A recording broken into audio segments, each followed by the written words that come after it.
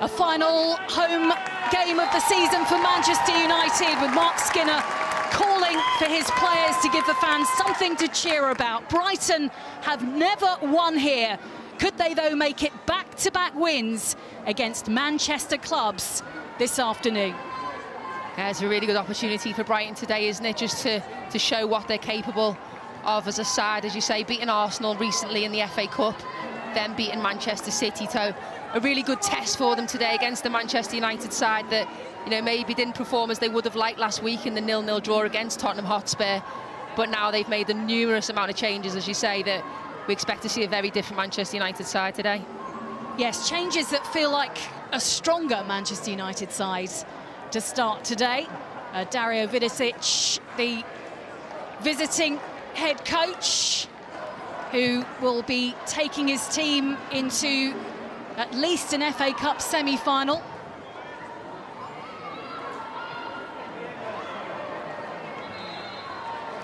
But will have been, I'm sure, very pleased with that result against Manchester City as well. And very early in this game, Madison Haley is down and holding her head. Mentioning that Manchester City game, she scored a couple of goals in that fixture. But now the medical staff very quickly on to check on the forwards. Yeah, it was just that early clash, wasn't it, with Gabby George, who's playing in that centre-back position today. We've seen her floating in between centre-back. Predominantly used to seeing her in that full-back position for Man United, but coming in for Millie Turner today, we see what job she can do in that centre-half position. She's someone who likes to go in aggressively, which we saw here within that headed clash against Madison Haley. But as you say, Madison Haley's such an important player for Brighton and Hove Albion, can score goals, but again, just again that out of possession work rate that we see across the board with Brighton this season. So Haley okay, but will now have to step off the pitch briefly. Let's turn back to Tallis Joyce in the Manchester United goal. The home side, as you would expect, in red tops and black shorts. Brighton in that blue and white kit as Manchester United burst forwards.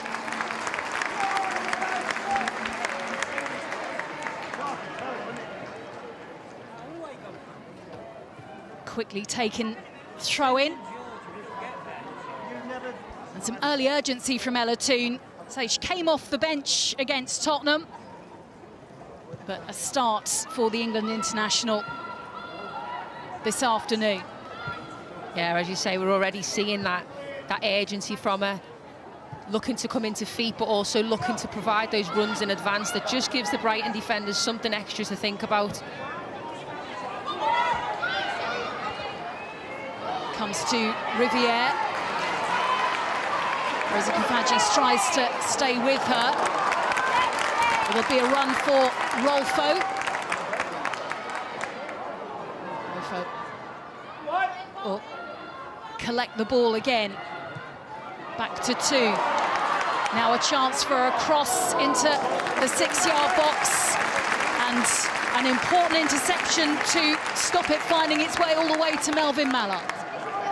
Yeah, Brighton are going to have to be really, really switched on within these opening 10-15 minutes. Manchester United really look like they're coming out to play today. Sandberg with the cross in, looking to find Mallard early, and it's good defending from Brighton, but really important to stay switched on from this set piece.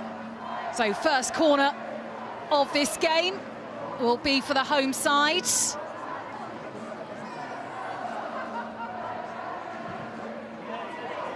Corner comes in, finds the head of Hayes to be taken away.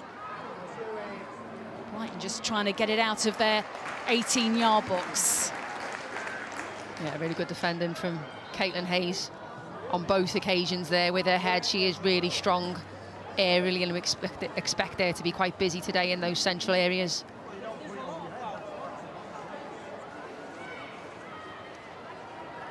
A flat first half by all accounts at Tottenham Hotspur Stadium for Manchester United. Not what Mark Skinner was expecting from his team. I think hoping for a response this afternoon. Tissier back to Tallis Joyce. Zawa. The ball out to the right-hand side. Brighton briefly pick up possession. Cross took a little deflection.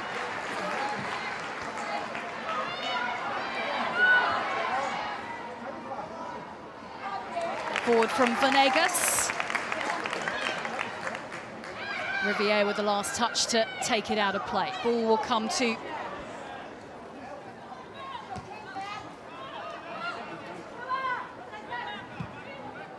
Minami.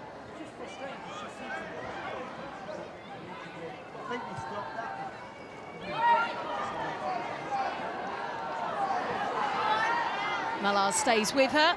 Ball will go back to Nadosi.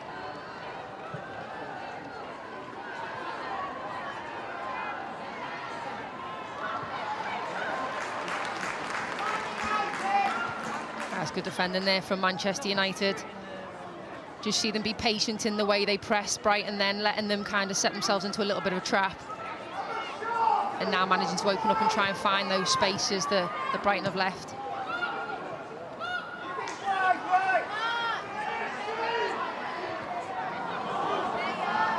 Bit of pressure pays off, and it's Brighton breaking forwards.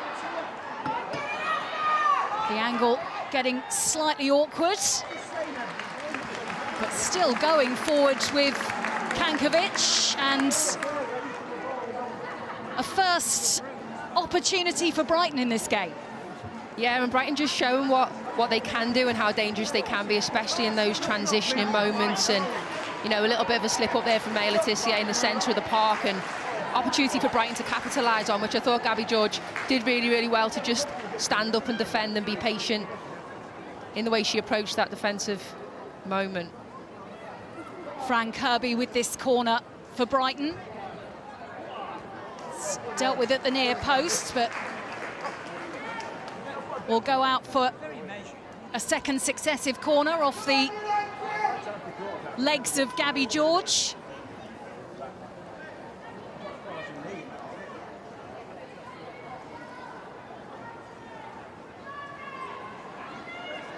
Let's see where this corner goes.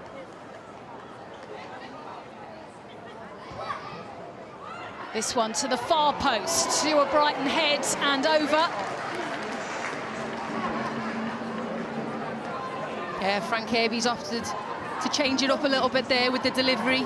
Instead of going to the front post, she's gone long and deep with this, and it's Caitlin Hayes who's positioned herself really, really well. Found herself unmarked, and I think she'd be disappointed she couldn't steer that one goalwards. It's actually a really good opportunity.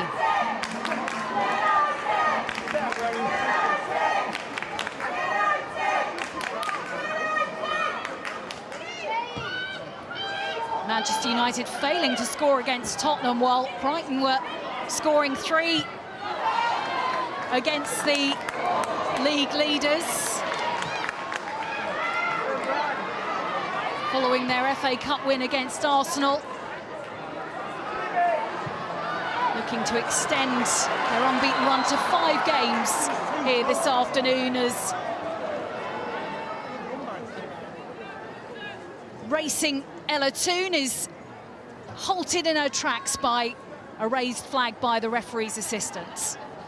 Yeah, Brighton doing well just to manage their line there and communicate off the back line. But I think for me, just shows that intent from Manchester United, looking to switch it early, find the space out on that left-hand side, and Toon with those advancing runs.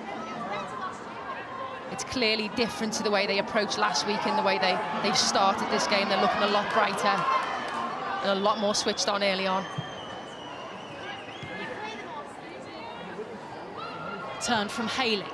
Haley threads it forward to Seke. Sandberg keeping an eye on her.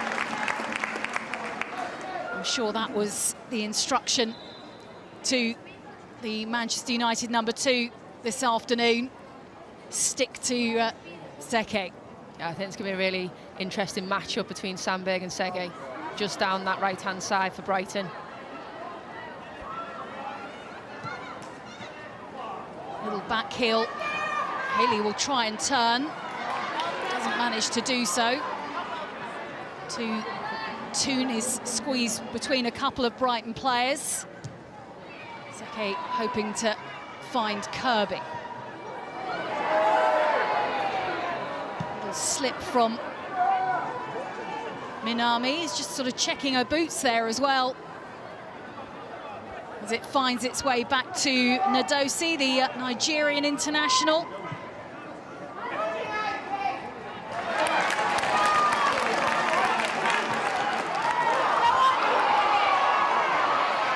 Now it's forwards to Zighiotti. She cuts it back for Park. Toon. Block at close range. Back to George, but everybody for a moment staying inside the Brighton half of the pitch. Now it's brought down by the chest of Riviere. Good control from her. And it has to be taken out by Gafaji, who's been busy for Brighton, I think, in these early stages. Yeah, she has. It was a really good initial ball from May Letitia, just to find Jade Riviere out on that right-hand side. But quality defending from Kafaji. Opportunity for Brighton to kind of switch on again from this corner. They don't concede many. In fact, they haven't conceded any from corners this whole season, Brighton, so far. So really opportunity for them to continue on that good form.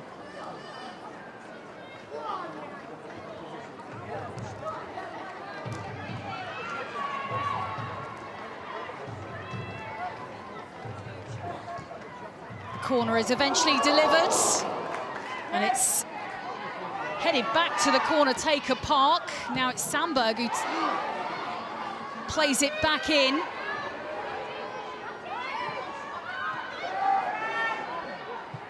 To Letitia. Rolfo looks to the back post, and it's Fran Kirby who leaps a little bit higher than Park. Kept into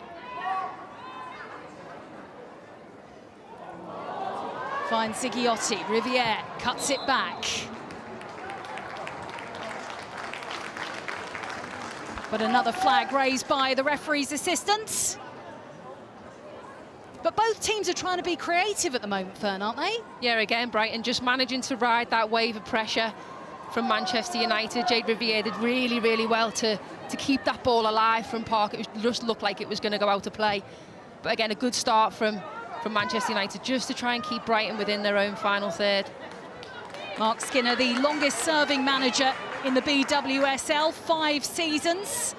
This is 109th game in charge. Of course, has led this side into the Champions League.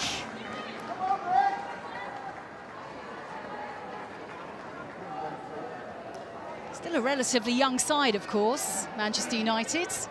Yeah, and I think there's been a lot of talk this season, as there, in terms of, you know, squad depth and have they got the players to be able to get to where they want to get to. And I think for me, they've definitely got that quality in the side.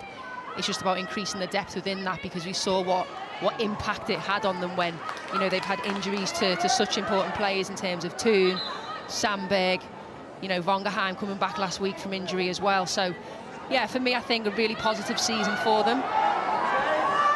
And an opportunity for them to kind of just finish on a high, really, especially getting so far into the Champions League and doing so well within that run. Eventually losing 5-3 on aggregates to Bayern Munich. But this is how things look currently. The Arsenal midweek thrashing of Leicester. 7-0 in the end. The victory for Renee Slager's side, who still have 2 games in hand.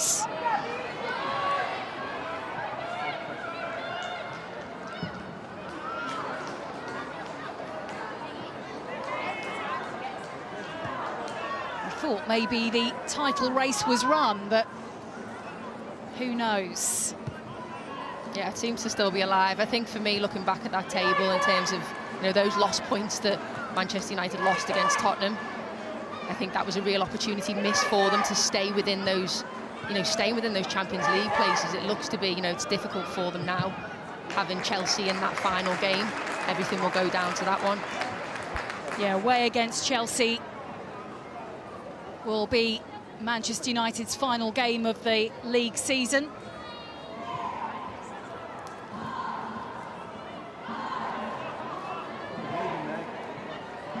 Brighton with a few more games to play. Arsenal on Wednesday, and that semi-final against Liverpool in the FA Cup to look forward to.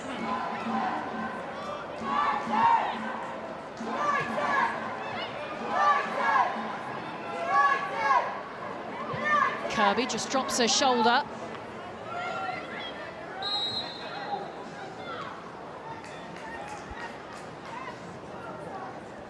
Her scoring record at Chelsea recently equalled by Sam Kerr.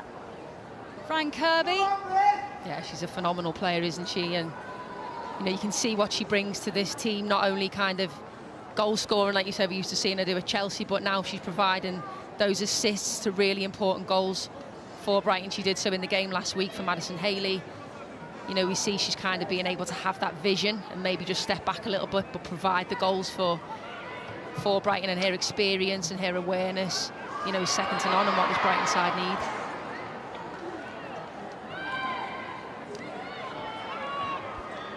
"32 years old now, Fran Kirby.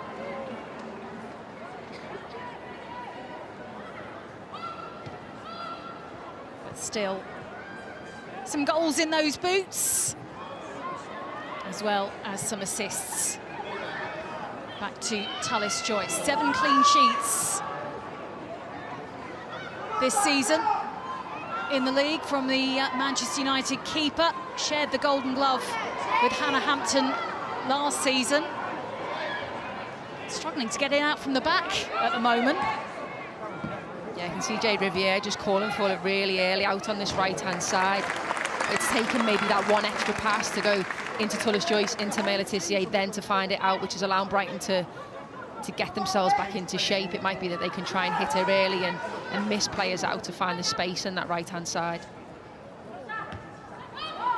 Throw in from Riviere to Toon. Comes back to Riviere, and now it's Haley who wins it back. Still going, Haley. Does you fancy a shot from there? She'll give it to Kirby. Kirby lays it back, and then it's just lifted over the crossbar from the edge of the 18-yard box by Kankovic. You could see what Brighton were trying to do there. Is she disappointed she didn't hit the target, perhaps? Yeah, as I say, they're just finding their way back into this game. Madison Haley does so well to win the ball back from Ziggiotti. I think Man United get themselves back in numbers, but as you say, Kankovic's not managing to hit the target there and really make Tullis Joyce work. But Brighton positive from Brighton.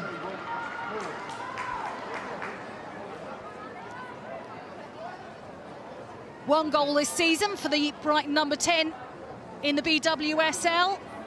On the 23rd of January, the winner against Everton.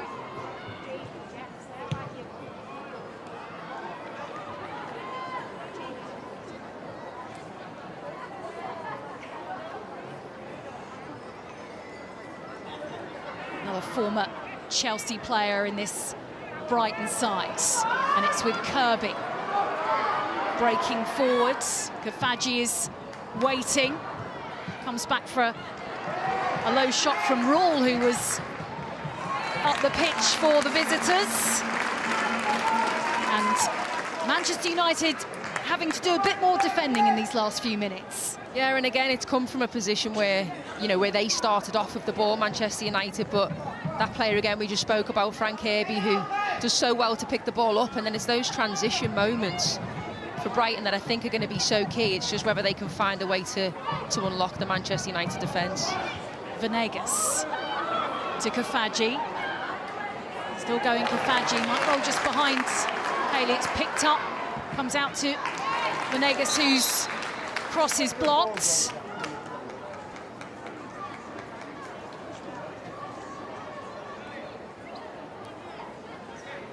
Referee blows her whistle. And it's Riviere who's the player who's down. Yeah, it was actually really, really good defending from Riviere, just using her body really well. She's obviously come out the worst of the two, but I think really, really key intervention from her in the first instance.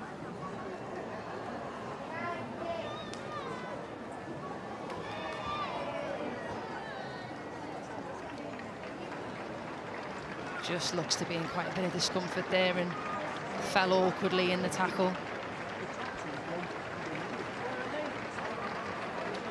Just these checks on her to make sure she's okay to continue. Just an opportunity really for Manchester United just to regroup a little bit after Brighton had found themselves creeping back into the game, probably being the more dominant of the side, Brighton, over the last 5 or so minutes. So probably a chance for them just to have some tactical tweaks.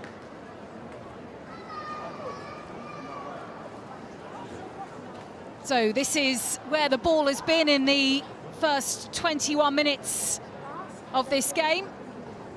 I think that shows, doesn't it, just in terms of Brighton's dominance, really for me, over those last 10 minutes, but it's come wave after wave after wave, and you know, United have had to ride that out a little bit. So as I say, really good opportunity for them now just to go back to the drawing board a little bit, regroup. I think when they are getting the ball, you know, in those areas where you see the 41% in the middle of the park, they're just giving it away a little bit too easy, which is allowing those transition moments from Brighton. It's that having that little bit more quality, which Mark Skinner spoke about before the game, and in those key moments as well. So, you know, important that they are looking after the ball when they do have it, Manchester United.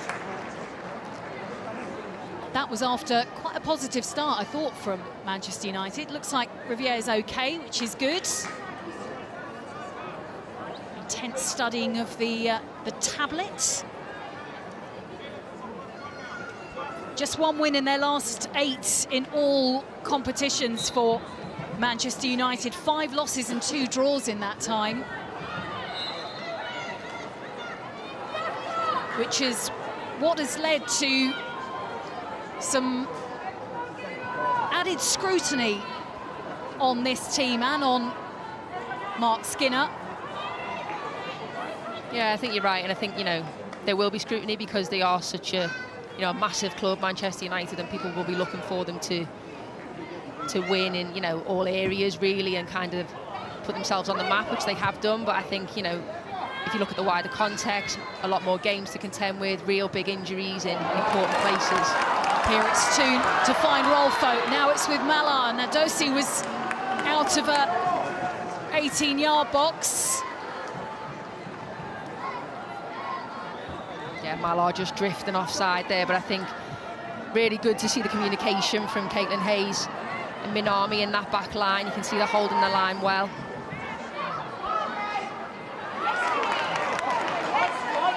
Miyazawa. Hayes will just turn it back out of play.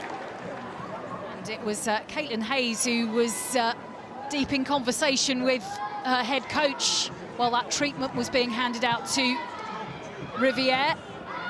But this Nadosi coming out, getting the ball, but Elvin Mayer just offside anyway.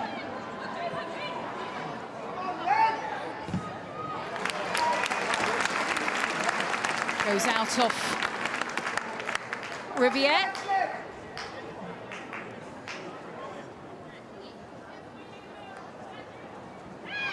Negas, the Colombian, takes the throw. And not particularly well, according to the referee. Yeah, she'll claim there was nothing wrong with that, but clear foul throw there from Kafaji. Opportunity for Manchester United just to get themselves back on the ball and pick up that speed and pace that they started the game and the intensity with. With Park. Now to Toon.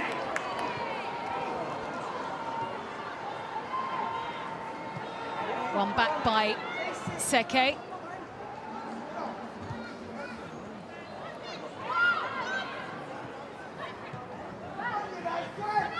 Kirby.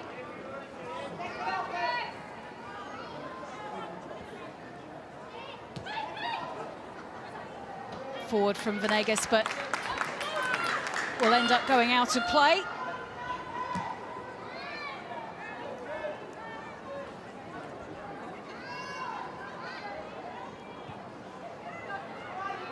George to Sandberg.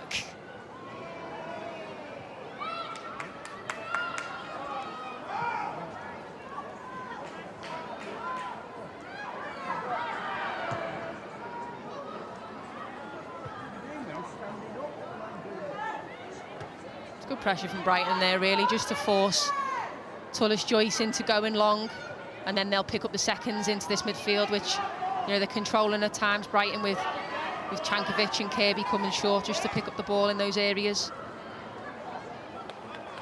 But as I say, it's when they do have moments like that, and they have done so well to win it back, and just lacking that quality of trying to link it through the thirds.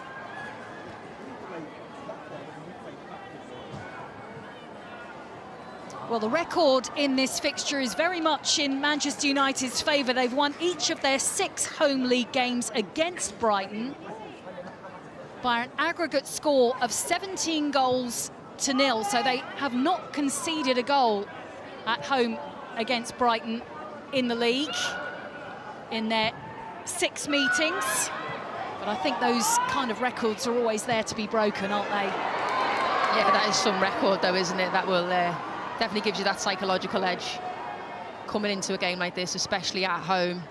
You know, last home game in front of the fans, you want to put on a show and put on a performance, but you say the run that Brighton are on in the moment, they won't care about what history said, they'll only look at going forward. So I was going to say, recent history says that Brighton have just beaten Manchester City.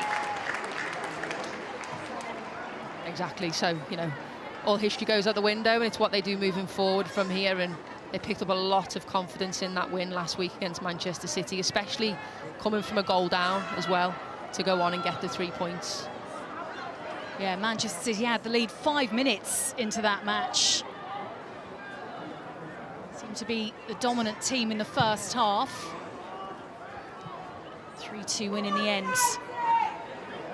for Brighton.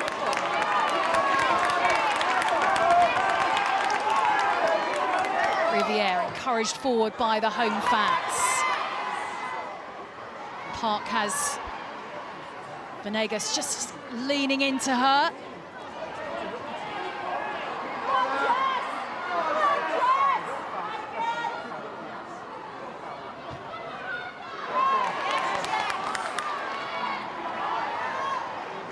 Doesn't quite drop to Toon, and it's Kirby who turns it away from her.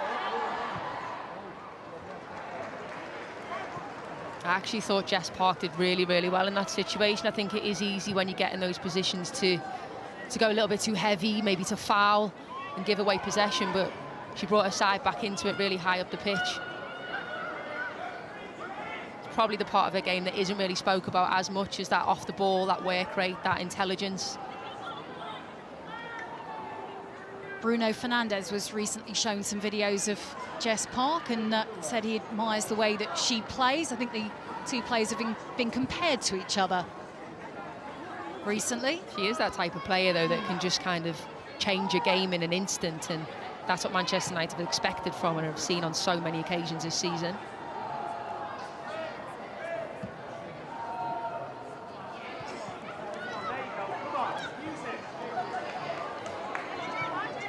Zigiotti to Park.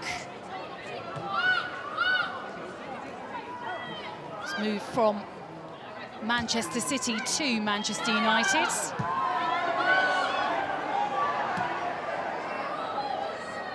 Tissier finds George and then Sandberg. Half an hour played and we are waiting for a save from either goalkeeper. Fern. Yeah, I'm just looking at the way Brighton have set up and how they're making it really difficult for Manchester United and forcing them to have to recycle the ball, go back at times. It's that organisation and that communication again from Hayes right through to Cankovic and Simons, just sitting in front and making it really difficult for Man United to find any space. Manchester United have been struggling for goals recently. They've only won 1 of their last 4 BWSL games. They failed to score in the other 3. Goalless draws against West Ham and Tottenham, either side of a 3-0 loss here to Manchester City.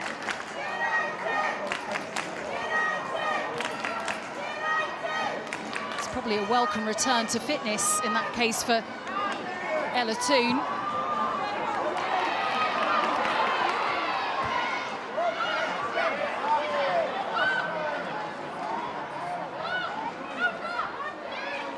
Venegas continues to keep an eye on Park and then stays with Letitia as well. Yeah, there has been times, speaking of Ella Toone as well, where she's just finding herself in those pockets in between the back line and the midfield, and you can see as she's screaming for it. She wants them to find her, and they're just not managing to find her, Manchester United, early enough, really, in the moves. How different is the preparing to come back into a competitive fixture after an injury and then actually playing in that game? Yeah, it takes a lot in terms of not only probably you're up there physically because you've had to do all your, off the pitch tests and your recovery and your rehab. So, you could be good to go in that aspect, but it's getting up to the speed and the tempo of, real match live play. And also that mental kind of capability, that mental awareness, really. Yellow card comes out for a delay from Charlie Rawle. So time wasting leads to a booking for the Brighton defender.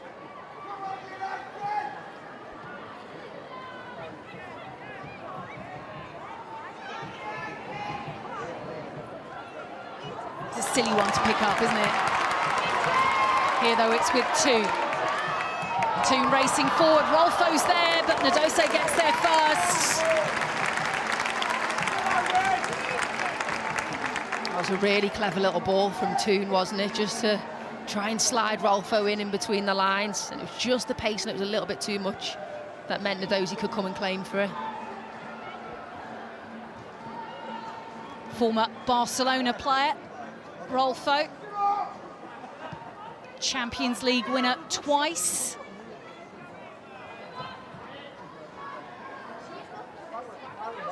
It's with Kafaji.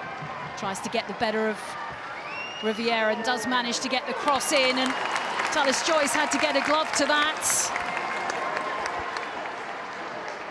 Seke back in. It's a dipping Sandberg this time, who heads it away.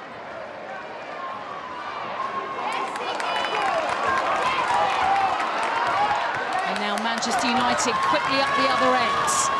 As the flag stays down as Mallard collects. Park is available, still with Melvin Mallard! Well, that was end to end.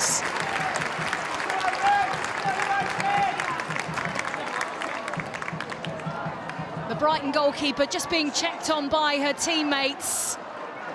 That was a fantastic initial ball, wasn't it, from Ziggiotti, just to find Mallard in space. Questions as to whether she was offside, but Nadose stays alive to it. You can see her just position herself really well, get down, parrying it to the outside of the post, and Manchester United showing exactly what they can do when they're given the opportunity to find those spaces, which originally came from some really, really good pressure from Brighton, from both sides, with Kafaji, with Seke, but fantastic awareness from Ziggiotti just to find Mallard. Well, both goalkeepers called into action in the space of a couple of minutes. And now Nadose is being checked on. The gloves are off.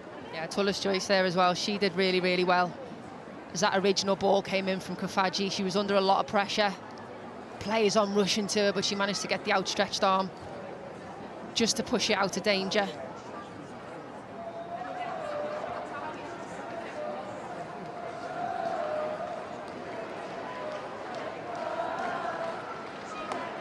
Since the start of last season, the Manchester United goalkeeper has kept 20 clean sheets in 41 appearances. Only Anne-Catherine Berger has reached that mark quicker in the BWSL. Yeah, she's a really, really key player for Manchester United, Tullis-Joyce, and when called upon, it makes such a difference. As a defender, as a back line, as a midfielder, knowing that, you know, when those shots do come in, you've got a fantastic shot stopper behind you. It's a role that you've got to get right, isn't it, as a club, as a manager? You need to have a goalkeeper you can trust. Yeah, 100%, as you say, from shot stopping, from, you know, directing, from communicating, from being that kind of, obviously, that last line of defence. But then being able to be that player that when you do get the ball, you get it down and you can start the attacks and start the moves and have that awareness of where the space is. Similar for Nadozie, I think she's been a, you know, a fantastic addition to Brighton as well. Another phenomenal shot stopper. She has that awareness whether to go long, whether to come short. Player with Champions League experience.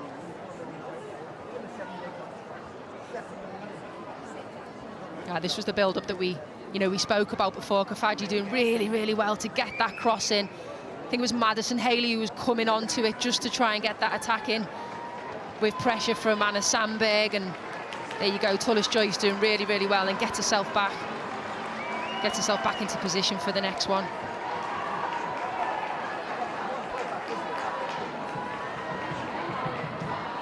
So we're okay to continue.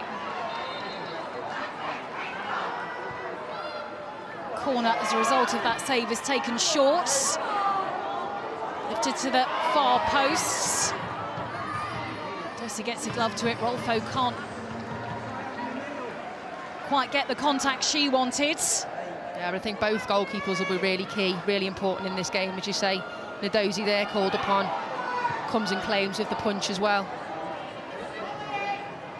Having not had a huge amount to do in the first 35 minutes or so of this game. Yeah, exactly. That can happen as a goalkeeper, though. Long spells without having to be challenged, but you have to be switched on in the moments when you are. Minami comes across to clear the danger. Now with Haley. Poked forward to Kafaji. Venegas is offering an option to her left, still going Kafaji. Plays it into Kirby. Kirby to Seke. Everything but the final ball there from Brighton. Yeah, it really was, wasn't it? You see as Kafaji managed to cut inside, give Gabby George something to think about. Frank Kirby with the pass out to Seke, and no one really challenging her or coming onto that 6-yard box area. I think it was Madison Haley for me. I think if she'd just gambled a little bit just to find that space and anticipate what Seke was going to try and do.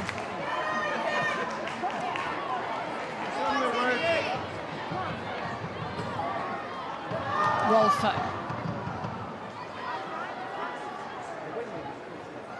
Clearance from Minami.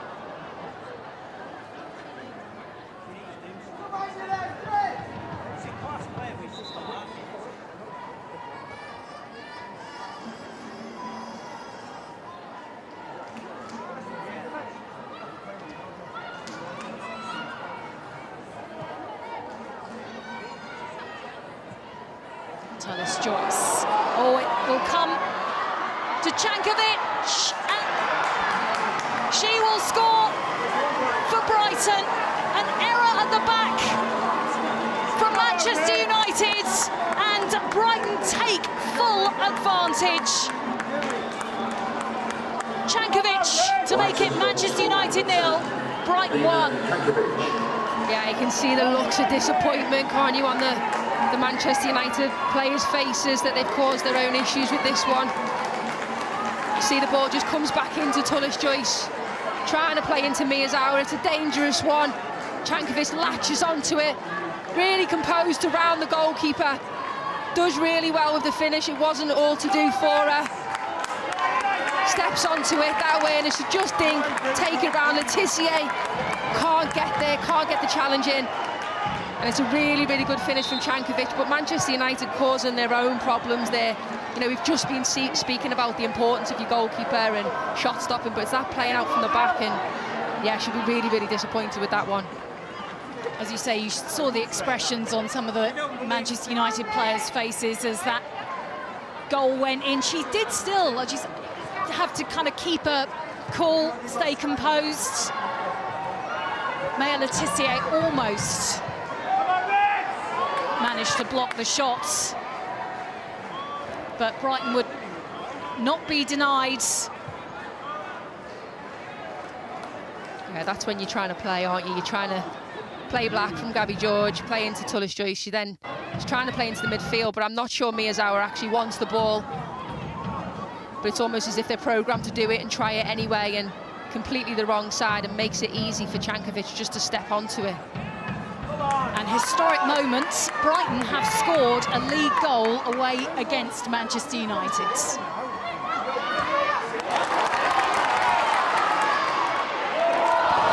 Here, sliding in goes the Brighton goal scorer. And she's going to be shown a yellow card for that challenge. Maybe still the adrenaline a little bit high as she went in on Riviere there. Yeah, Riviere managed to find herself some really good space, just beats her for pace, touches the ball past her. And we'll see here on the rerun just how late Cankovic is there. And finds herself going into the book.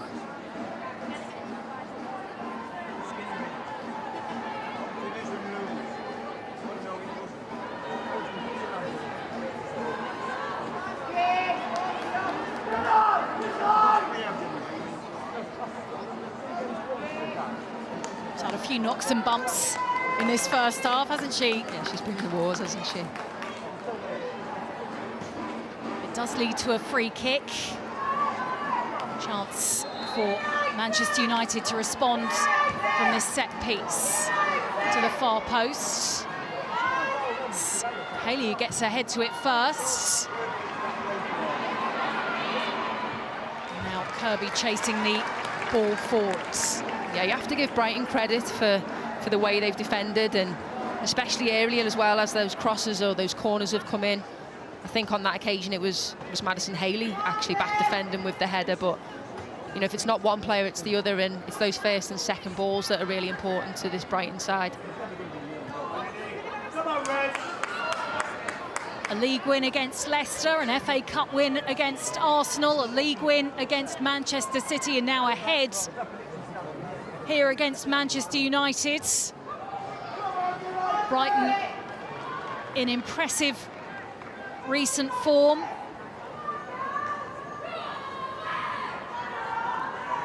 So perhaps despite the history in this fixture, not unsurprising that Mark Skinner's side are behind as we head towards the break. Yeah, as you say, they're just picking up confidence the more and more good results they get, aren't they? And again, you see Minami doing really, really well there defensively, just to read the ball coming through.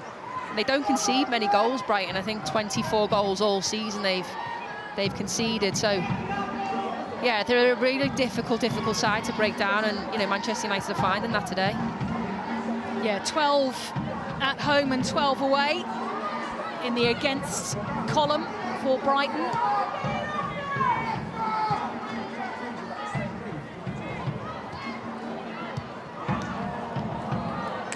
Yeah, if you look at those numbers there as well, how many clearances they've had to make, 18 to Manchester United's 10. You can see just how much at times they have been put under pressure, but they've dealt with it equally just as well. Launch forward to Seke as the sun really starts to come out. The progress with Unity Stadium.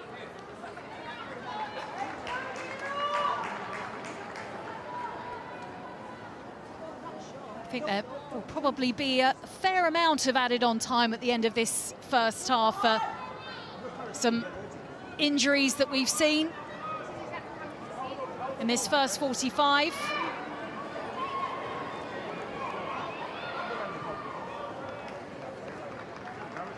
Dario Vidicic, the head coach for Brighton, was asked what his main aim was at the end of this season. He said, just to win games. Well, they are leading at the moment. Here, though, it's with Rolfo. Comes back to Rolfo for Brighton block, and now she's surrounded by players in blue and white. She was, and she found herself in a really good position, Rolfo. there with quite a lot of space. It was just that extra touch probably just took it a little bit too far out of her reach, which made it a little bit easier for Caitlin Hayes to be able to step on and defend. Touch from Simons, now comes back to the Brighton defence. The referee has indicated a minimum of 6 minutes. So we'll have at least 6 minutes of added on time at the end of this first half. We had that stop for some treatment to Riviere. I think Haley had a bit of treatment as well, and obviously the Brighton goalkeeper required some medical attention.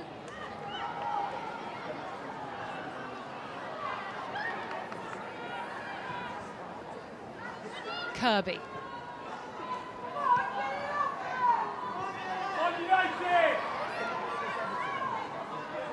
Yeah, just a chance there for Brighton to be smart about it, to control the possession. Yeah, you saw Venegas just pointing it back, saying, I'm going to give it to you in a moment. This is not going forwards. We've seen them try and do that a few times, Brighton, just to slow the game down a little bit, stifle Manchester United so they can't really get into any sort of rhythm.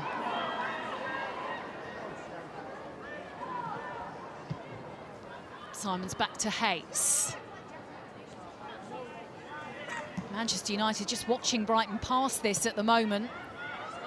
Comes forward to Haley. She will turn it all the way back to her goalkeeper. The home side need to get the ball back. Yeah, we're seeing Toon and Mallard, just a little bit of switch there. Toon's kind of taking up that higher position. Mallard coming out onto the left-hand side. But again, they're really struggling to find her and create any real space or momentum. Toon to Tullis Joyce. Tissier back to the keeper again, who has to sort of shake off that error, doesn't she, that led to the Brighton goal. Yeah, she does. I'm just looking at Gabby George's reaction there as the ball's come in from Tullis Joyce into her, and she didn't look too happy about receiving the pass, which put her under a little bit of pressure.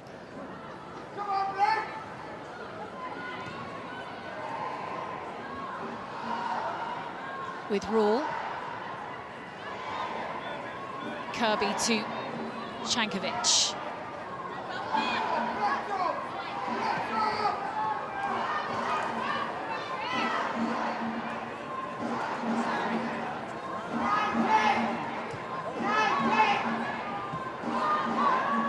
Out to Kafaji.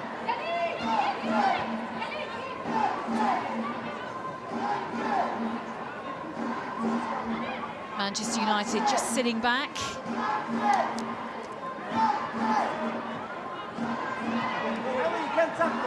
Kirby pokes this forwards, just ahead of Kafaji.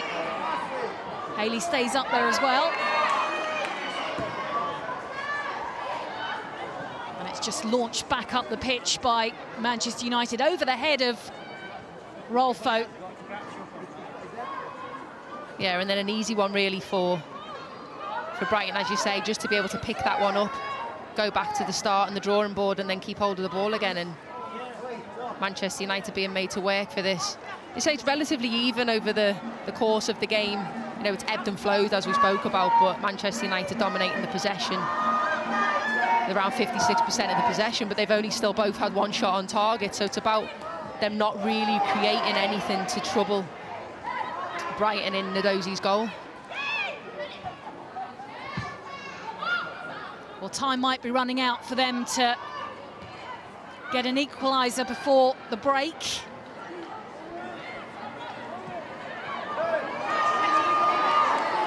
They need to create a few more goal-scoring opportunities here with two.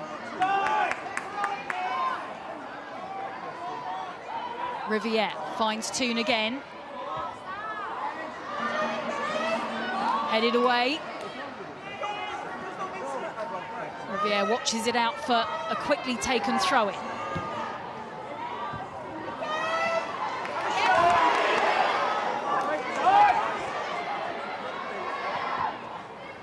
Toon with the cross. Ends up hitting the top of the crossbar.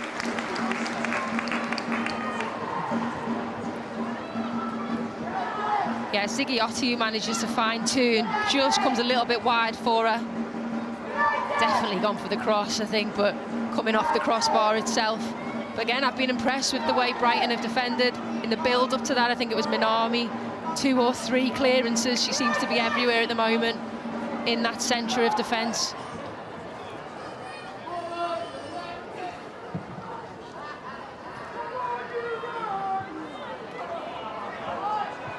Now with 2 to Rolfo. Rolfo not quite to Park.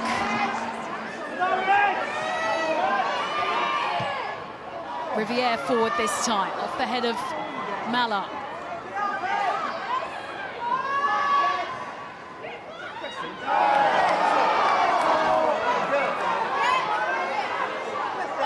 It's a really difficult one, that, for me. I think Riviere's trying to find Mallard as she's playing the ball into it, but she's putting her straight into that aerial battle with Caitlin Hayes, who we know is so strong in the air. So it already makes it quite difficult for you. Clipped away by Sandberg, and we're probably not too far away from that whistle being blown for the break. And the team in the lead have the ball exactly where they want it.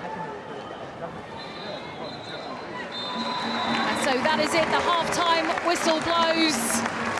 And it is the goal from Cankovic that separates the 2 sides. Eventually the whistle is blown and Ella Toon can get this second half underway.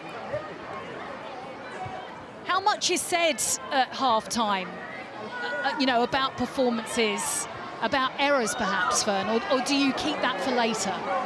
There's quite a lot of analysis that usually goes on at half-time. You'll have had analysts watching it maybe from the stands, maybe clipping up 2 or 3 common areas of play or things that they need to improve on going into the second half. So it is quite clear within the messaging that players can see it visually and act on it. Here it's with Mallard, but she's stopped by a raised flag.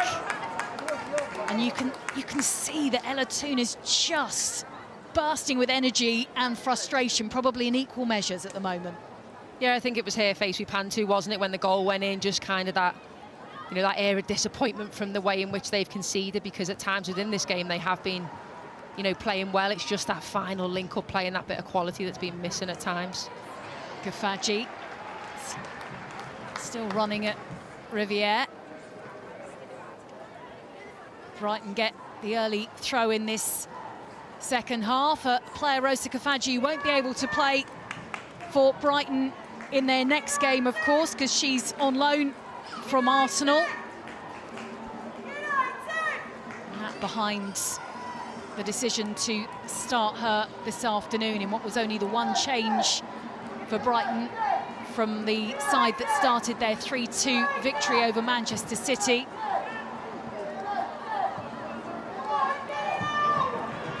Manchester United making 5 changes following their goalless draw at Tottenham, as Frilina Rolfo is fouled. Yeah, Manchester United just managing to clear the lines a little bit there. A bit of pressure from Minami on Rolfo, kind of, yeah, gets her side back into just to be able to get the ball down and play now. Brighton's first summer signing, the defender.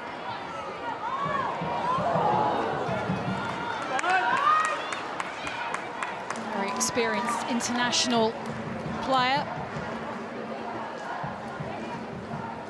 I think when Manchester United are at their best, it's when you see players like Sandberg really high up the pitch, especially you just saw it on the other side, Jade Riviere, when she can pick up the ball, be direct and join in.